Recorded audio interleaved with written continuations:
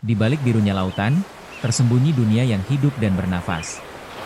Tumbuhan laut, meski tak bersuara, adalah penjaga kehidupan yang tak tergantikan.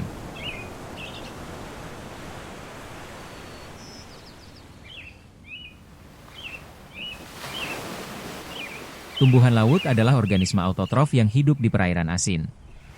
Mereka mampu membuat makanan sendiri melalui fotosintesis, meski berada di kedalaman yang jauh dari daratan.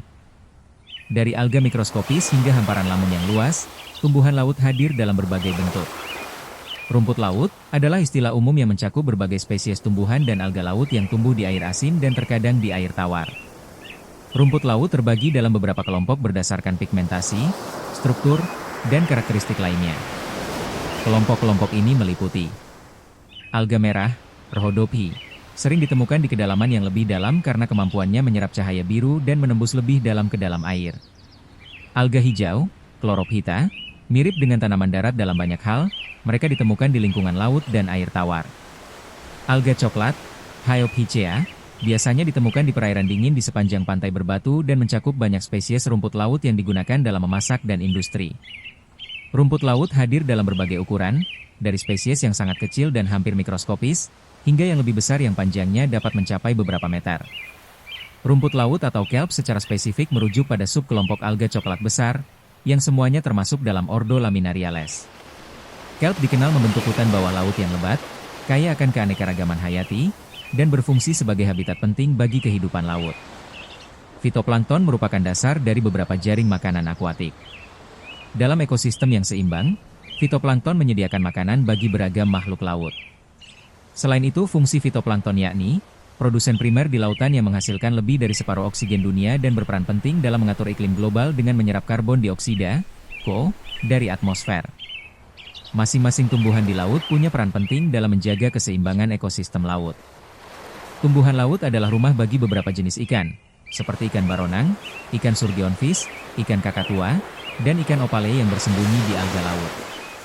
Fungsi kedua yakni, sebagai makanan, beberapa satwa laut seperti dugong, manatee, hiu paus, ikan baronang, kura-kura laut, bulu babi dan masih banyak lagi yang makan tumbuhan laut. Dan fungsi terakhir yakni, tumbuhan sebagai pelindung bagi jutaan makhluk laut.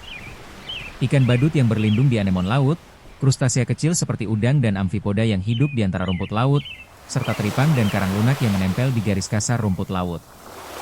Tanpa mereka, rantai makanan akan runtuh, dan kehidupan laut akan kehilangan pijakan. Bagi manusia, tumbuhan laut bukan sekadar sumber pangan dan ekonomi.